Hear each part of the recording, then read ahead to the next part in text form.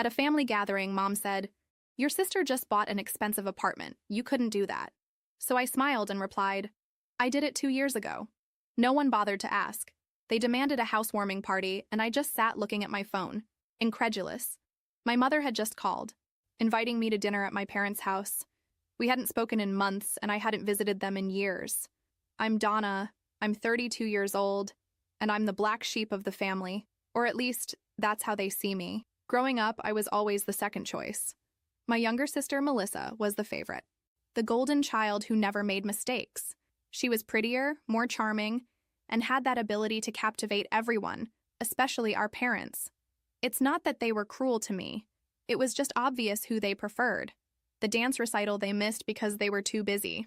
Somehow, when it was Melissa's turn, time appeared. My average grades provoked lectures, but hers meant she's doing her best. I sighed and put my phone on the marble countertop. Its coolness reminded me of that small luxury in the apartment I never told them about. Why was Mom calling now? What did they want?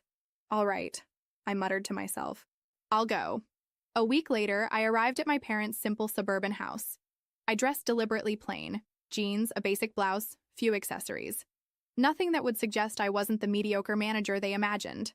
I took a deep breath and rang the doorbell. Dad opened the door. "Donna, come in." "Come in." His welcome was warm but somewhat distracted. As soon as I crossed the living room, I saw why. Melissa was on the sofa, putting on a full show with Mom and Dad, attentive to her every word as she told some anecdote from work. She stopped when she saw me. Her perfect smile didn't falter. "Oh, the prodigal daughter has returned," she said with fake sweetness. Mom immediately stood up. "Donna, honey, it's good you came." She gave me a quick hug and immediately went back to sit next to Melissa.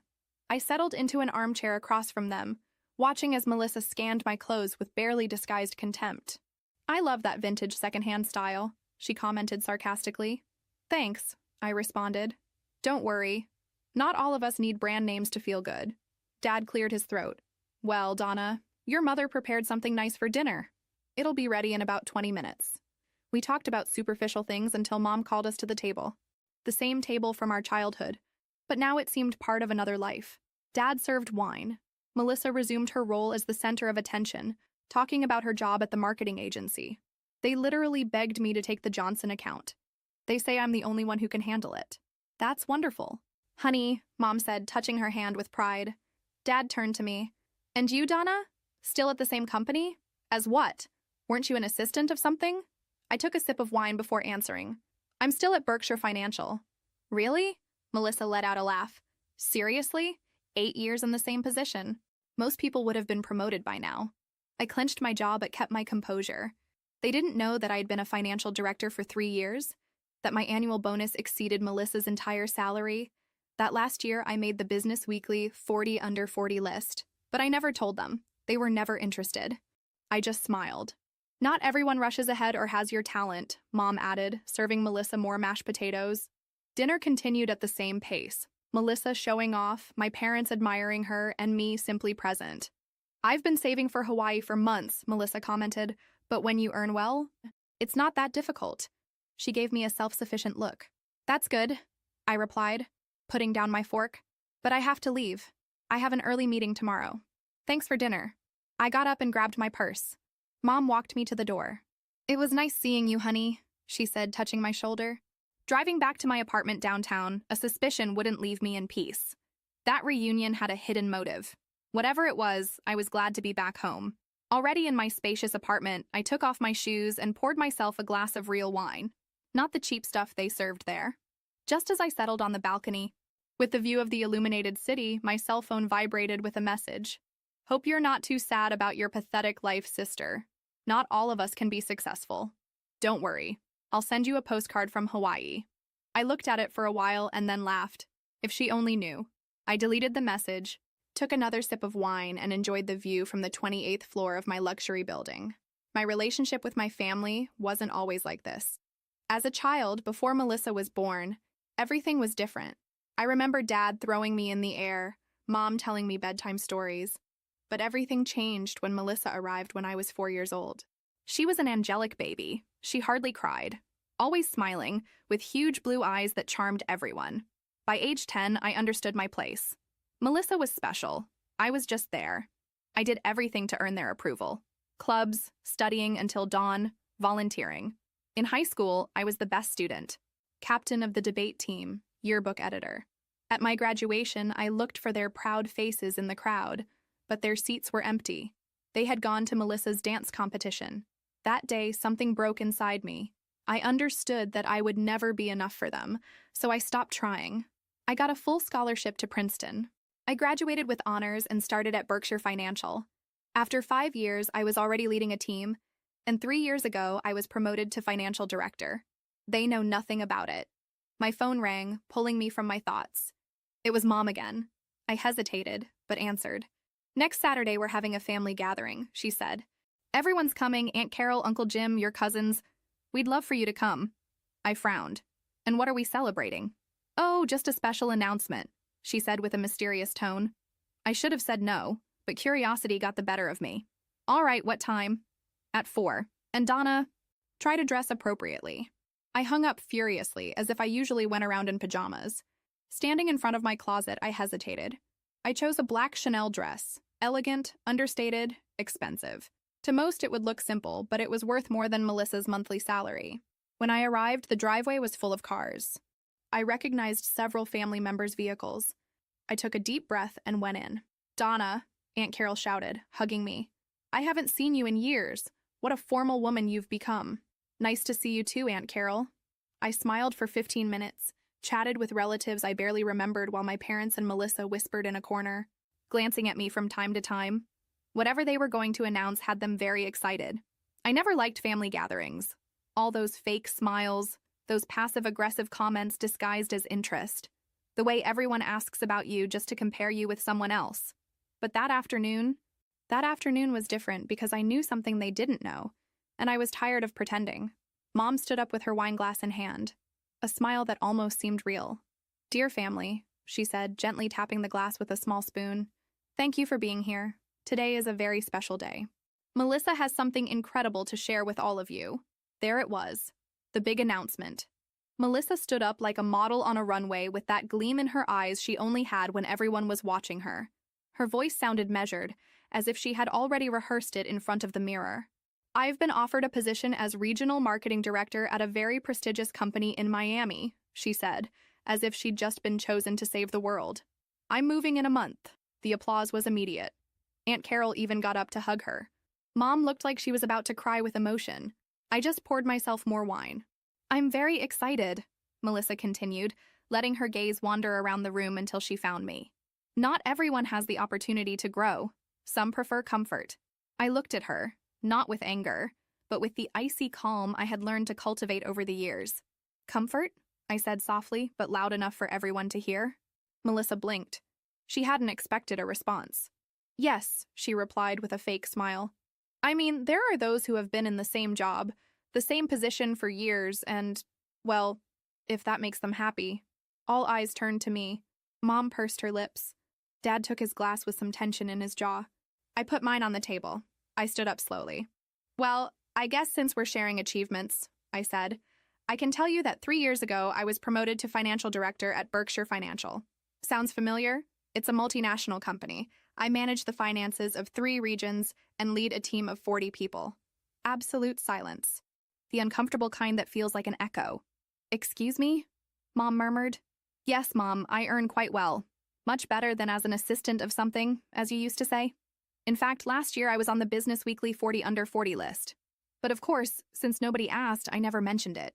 Melissa was looking at me with narrowed eyes. I didn't know if she was more surprised or furious. Probably both. I opened my purse, took out my phone, and held it up. "And by the way," I added, "since we're being honest, does this message you sent me after the last dinner sound familiar?" I clicked on it. I read aloud, "Hope you're not too sad about your pathetic life. Sister, not everyone can be successful. Don't worry, I'll send you a postcard from Hawaii." Some relatives let out small gasps. Uncle Jim shifted uncomfortably in his chair. Mom seemed to be looking for an explanation on the ceiling. "It was a joke," Melissa said with a forced little laugh. "Between sisters." "Right, Melissa?" I interrupted. "Yours was never a joke. It was always a competition that only you believed you were winning." I turned to my parents. They remained silent, pale, as if they didn't know at what moment they had stopped knowing me. And you're going to say something, because I spent my whole life seeking your approval. And in the end, I realized that I didn't need it. You chose a favorite and it wasn't me. That's fine. But today you have to see the woman I became without your help. And you can't pretend you didn't know. Dad parted his lips, but no word came out. Thanks for dinner, I said, picking up my purse. It was nice seeing everyone, even if for the last time. I walked to the door. Before leaving, I turned once more toward Melissa. And about that new position. Be careful with the reports you submit. You sent me 1 month ago for me to correct. It was full of errors. I saved you that time. There won't be a next time. I left. No slamming door, no tears. Just the certainty of having said everything I needed to say. And for the first time in many years, I felt free. The building's elevator still smelled of cheap perfume and reheated empanadas. As I descended to the ground floor, I looked at myself in the interior mirror. I was intact. Makeup in place, dress without a single wrinkle, posture straight. But something in my eyes had broken. Not from sadness, from exhaustion. When I went out to the street, the air was colder than I expected. I took a deep breath, took one step, and the phone vibrated. First a call from Mom, ignored, then a message from Dad. Can we talk? I blocked him for 5 minutes. Not because I was angry, that had already passed, but because I knew that call would be full of excuses I wasn't interested in. I walked to my car, opened the door, and sat in silence with my hands on the steering wheel. I didn't want to go straight home, not yet. The adrenaline was still making my ribs tremble. I entered into the GPS an address I hadn't written in years. I headed to the University Cafe, the one I frequented when I studied at Princeton. A new version had opened in the city. 25 minutes later, I was there. Same logo, same menu. As if someone had tried to bottle the memories. I went in. There weren't many people. I sat in a corner and ordered a double espresso without sugar. I took out my phone and opened Instagram. Melissa had already uploaded a selfie of the family announcement. Everyone smiling. Mom with glassy eyes, Dad applauding. Her in the center. Blessed with so much love, the caption said. I almost spat out my coffee. After 5 minutes, I received another message from an unknown number. Hi, it's Martin. I don't know if you remember me. Second cousin, Cousin Sonia's son.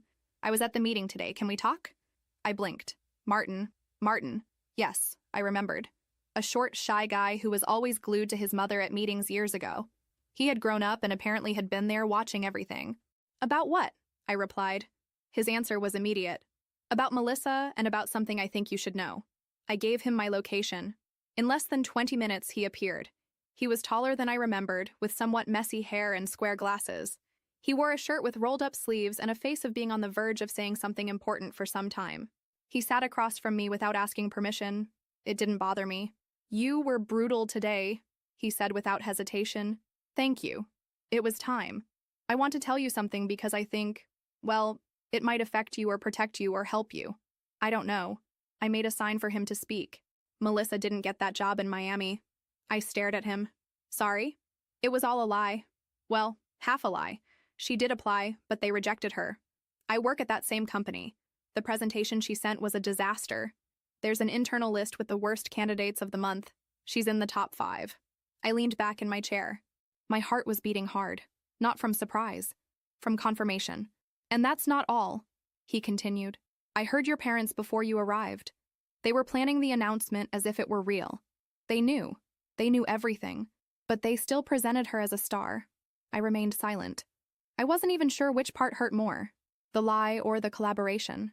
Why are you telling me this? I asked him. Because you were the only honest person in that place. And because I like you, even if you don't know me. I observed him for a moment. Do you have proof? He nodded. He took out his phone, looked for an email. He showed it to me. A PDF file with internal comments from the selection department. Melissa Johnson. Technical weakness, inflated data, not viable for the position. A friend leaked it to me. He also knows it was all an act. I closed my eyes for a moment. I took a deep breath. Thank you, I finally said. I don't know what I'll do with this, but thank you. Do whatever you want, but in case you're interested. He opened a folder on his phone. There's a vacancy they just opened in my department, Senior BP. I'd like to work with you. I smiled for the first time that night. Are you inviting me to apply? No, I'm asking you to come fix the chaos that others, like Melissa, left. I leaned toward him. And what does it take? Courage? Coldness? An excellent memory. I had it all. I left the cafe after 11. On my phone, 5 more unread messages. One from Mom. What you did wasn't fair. Your sister is having a hard time. We'll talk later. I blocked her. I had spoken enough for one night. The next day, I woke up before the sun, not because I had something urgent to do, but because my body was still in alert mode. The family dinner, the lies, Martin's revelation, everything was spinning in my head like a broken dryer. I stayed in bed looking at the ceiling while the city began to move down below. The email with the PDF was still on my phone like a bomb about to explode. I reread it 3 times. Each line was another stake in the myth of perfection that my family had built around Melissa.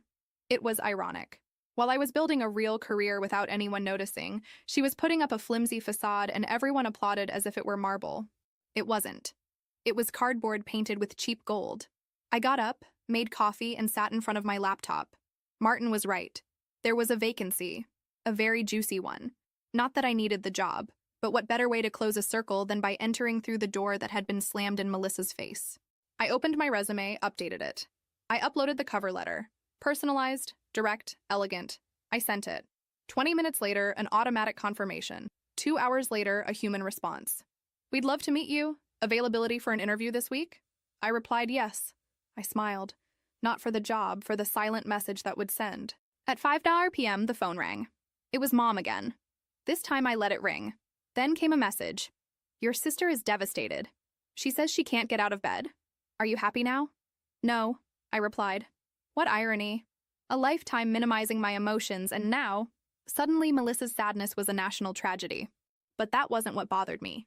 What really pissed me off was the fact that still, even after everything, my mother expected me to feel guilty. 2 days later, I was at the interview. Glass skyscraper, 41st floor, view of the bay. Miss Johnson, the operations director told me, I won't lie to you. We already had an internal candidate in mind, but your profile impressed us. I'm glad to hear that, I replied. And I know this may sound inappropriate, but do you have any relationship with Melissa Johnson? I looked him in the eyes. Yes, she's my younger sister. He leaned back in his chair. Curious. She applied recently and didn't pass the filter. Not surprising, I said, crossing my legs. Sometimes having the same last name doesn't mean having the same level of preparation. The man smiled. He wrote something down. I returned home that night with a strange mix of calm and expectation. I knew that by accepting that job I was entering new territory, one where I didn't have to hide who I was, what I had achieved, or what I was worth, but it was also an act of silent warfare. A declaration. The next day was even better. Martin called me. Have you seen Melissa's Instagram? No, why? She posted that she's reconsidering her next steps, that she rejected an opportunity because she prefers to focus on personal projects. I let out a laugh that escaped without meaning to. Of course, personal projects, lying to everyone. Your parents' hearts, happy faces? Obviously. When the lie is comfortable, no one wants the truth. Silence on the line. Then Martin spoke again. Hey, what if I invite you to dinner? Would that be weird? I blinked. Not from surprise, but because my brain took a second to make the transition from cold revenge plan to someone is flirting with me. Depends. Does dinner include decent wine? The best. And no stories about perfect cousins? Then maybe yes. That night, already in pajamas, I received one last message from Mom. Short, cold. I don't recognize what you've become. I looked at it. I stayed a while with my finger hovering over the screen and finally wrote, I became someone who no longer needs your approval. Send silence. And for the first time, that silence was mine. Martin arrived on time. He brought a bottle of Chilean wine and a smile that suited him too well to be part of my family. We dined at a discreet Italian restaurant, without pretentious lights or ridiculously decorated dishes, just good food and unfiltered conversations. Were you always like this? He asked while dipping a piece of bread in olive oil. So direct? No, it took me years to stop asking permission to exist, I answered. He nodded as one who understands without judging. I liked that. I didn't want consolation. I wanted a clean look. Almost at the end of dinner, my phone vibrated. Email notification. I opened it. It was from Martin's company. Formal offer, very high salary, obscene benefits. A short message. We hope you accept. Your profile is exactly what we need. Martin looked at me. I saw that he knew, but he didn't say anything. He just raised his glass. To what's coming, he said. Shall we toast? 2 days later, I signed the contract. I accepted the position. And with that, I accepted something else. I was no longer the Donna who pretended to be less to not make others uncomfortable. I was no longer going to bend to fit into spaces that didn't want me complete. But of course, the universe wasn't going to let me savor that in peace. One morning, while checking emails on my balcony, the building doorman called me. He had an envelope for me with no return address. I went down. I received it. Upon opening it, I found a wrinkled printed sheet, a photograph. The sheet was a letter from Dad. Donna, I don't know if you'll read this, but I need to say it. Your mother is not well. She has been very affected since the meeting. She says she can't sleep, that she feels she lost her daughters. I don't know what to do. She will never accept that she was wrong, but she is suffering. If you can come home this week, maybe we can talk. The photograph disarmed me a little. It was old. I was about 8 years old, in a blue dress, sitting on Dad's lap, smiling with all my teeth. Melissa hadn't been born yet. I remembered that day. We had gone to an amusement park. Dad had won me a huge stuffed animal in a ring toss game. Mom was laughing for once. We were a family. I went back to the balcony with the letter in my hand. I stayed there for a long time. Not because I wanted to forgive, but because, despite everything, that story was also mine. The following Saturday, I went. I didn't tell them. I rang the bell and waited. Dad opened. His expression was one of absolute shock. Donna, I just came to get something I left. I lied. Mom appeared in the hallway. She was thinner, with deep circles under her eyes. But when she saw me, she straightened up as if nothing was wrong. I wasn't expecting to see you, she said. I know. You're here to keep humiliating us, aren't you? I did enough of that with the truth, didn't I?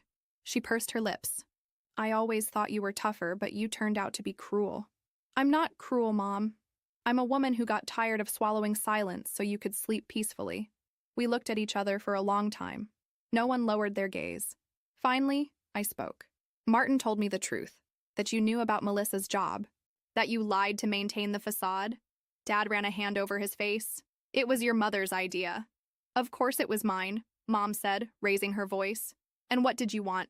For us to let her fall in front of everyone? Your sister was devastated. My sister was trapped in a lie, and you preferred to sustain it rather than confront it. And on top of that, you used me as a target. Silence. Again, I broke my back for years, I continued. I got everything I have on my own, but for you, that doesn't count because I didn't shout it from the rooftops. Dad lowered his head. Mom didn't. She never... Do you know what else Martin told me? I said, approaching her. That you said, Donna will never know. She never finds out about anything. Is that what you thought? That I'm stupid? Mom opened her mouth, but she had no answer. I didn't come to reconcile anything, I told her firmly.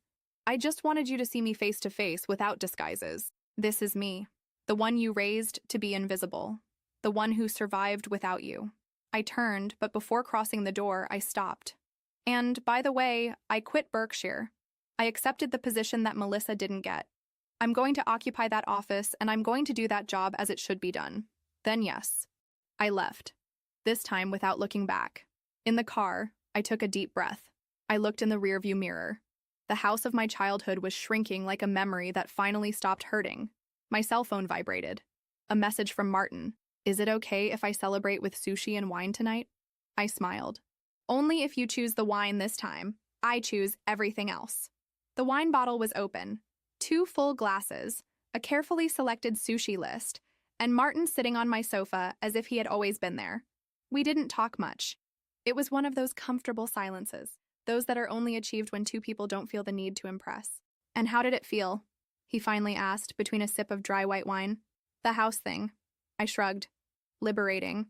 Not because I won anything, but because I finally stopped losing energy on them. Martin nodded. In his way of looking at me, there was no pity. There was respect. And that was worth more than any family applause. The rest of the night flowed smoothly. Laughter, long looks. A connection I wasn't looking for, but now didn't want to let go. The following Monday, everything was set in motion. My arrival at the company wasn't quiet. My name had already run through the hallways. Some looked at me with respect, others with distrust. They knew someone else had wanted that position. They knew who. And although no one said it out loud, the Johnson surname was an uncomfortable echo. My assistant, Valeria, was direct. Your sister applied. Some here thought the position would be hers. When she didn't get it, She disappeared. No one understood what happened. What happened was that someone had to do the job well, I said, reviewing the report on my desk. And now it's me. Valeria smiled as if she had been waiting for someone to finally say the obvious. That same afternoon, I received an unexpected email from Melissa. Can we talk? I opened the message slowly. It only said, I won't ask for forgiveness, but I need to explain something to you. I know I have no right, but if you accept a coffee, I'll treat. I left it unanswered for 2 days. I thought about ignoring it completely, but something inside me wanted to see her. Not for her, for me. We met at a neutral coffee shop in a neighborhood where no one knew us. She arrived on time. She wore dark glasses, a loose sweater. She seemed smaller. Thank you for coming, she said, taking off her glasses. I didn't know if you would. I still don't know why I did. She swallowed. Her nails were undone. That already said a lot. I know I hurt you many times, and I know that for years I was cruel, more than you deserved. I said nothing. I just waited. But it wasn't just arrogance, she continued. It was fear. I always felt that you were more, smarter, more capable. But Mom and Dad always put me ahead. And I believed it, or pretended to believe it. And when you started to fail, no one wanted to see it, I said. Exactly, she whispered. Until you shouted it in front of everyone. I sighed. I didn't do it for revenge. I did it because I was tired of disappearing so you all could shine. I know. And you deserved it. So why did you write to me? Melissa looked at me steadily, without makeup, with swollen eyes. Because I have nothing left. I lost the job, the credibility. And now Mom and Dad don't know how to sustain this version of me that no longer works. They never really cared about me. Just the idea they had of me. That hurt more than I expected. And you were real, she added with a lump in her throat. You built a life. I just repeated phrases. I saw her break without tears, just with that tremor in her voice that one cannot fake. Do you want my forgiveness? I asked. No, I no longer deserve it. So what do you want? Melissa lowered her gaze. A sister. If there's still something that can be saved. I kept looking at her. I thought of all the times I had waited for an apology, a word, a gesture. And there it was. Late? Yes, but alive. I don't trust you, I told her without softening it. But we could start from scratch.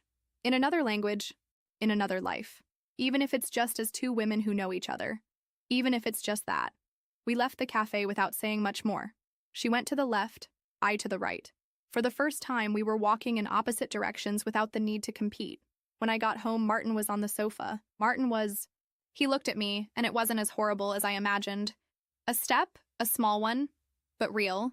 He nodded. He hugged me by the waist as if he knew I needed that more than words. And I, at last, let my shoulders drop. Time didn't change suddenly. No one became someone different overnight. Not Melissa, not Mom, not me. But something had moved at the company. My office already felt like mine. The desk had my things, the plants I like, and that precise silence for thinking. Valeria, my assistant, understood me with just a raised eyebrow. Martin sometimes came to pick me up after work. No pressure, no demands.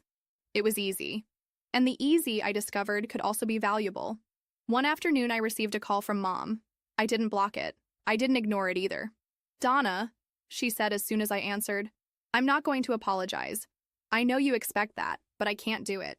Then don't, I replied. I just wanted you to know that we're selling the house. That did surprise me. Why? It doesn't feel like before. Everything there reminds us of what we didn't say, what we didn't do. Your father wants to move to something smaller, newer. And I want silence. I stayed quiet. She did too. As if we both understood that it was the symbolic end of something. Do you want anything from the house? She asked quietly. Anything of yours from when you were a child? No, I've already recovered what belongs to me. I hung up. Without hatred, without weight. It was like closing a door that had been ajar for years, letting in cold drafts. Weeks later, Melissa sent me a photo by message. She was in a small bookstore, with a coffee in one hand, a notebook in the other. I've gone back to writing, the text said. I didn't reply, but I smiled. She would know I read it. One Friday night, Martin took me to a bar with live jazz, candles, red wine, saxophone in the background. He took my hand without needing to say anything. I leaned toward him, resting my head on his shoulder. You know what cost me more than everything else? What? Accepting that I was never going to have the family I wanted, that they weren't going to change, and now I don't need them to feel whole. He squeezed my fingers like someone who understands without having to explain. People say you have to heal to close cycles, I whispered, but I think sometimes you have to close them to be able to start healing. We returned to my apartment. I took off my shoes at the entrance, as always. I walked barefoot on the marble floor. I opened the balcony. I looked at the city from the 28th floor. All that illuminated life. Not perfect, but mine. I breathed deeply, the wine still in my mouth, the distant noise of the city, the comfortable silence of knowing who I am. The story with my family didn't end with hugs. There was no miraculous reconciliation, just truths, some hard, others liberating. Others. The relationship with Melissa remained suspended in a kind of fragile truce. Maybe that's all we can give each other. And that's okay, because at the end of the day, not all stories need redemption. Some just need justice and peace. And I finally have it. The end. Did you like this story? Let us know in the comments what you thought. And don't forget to subscribe so you don't miss more stories on different topics here on the channel.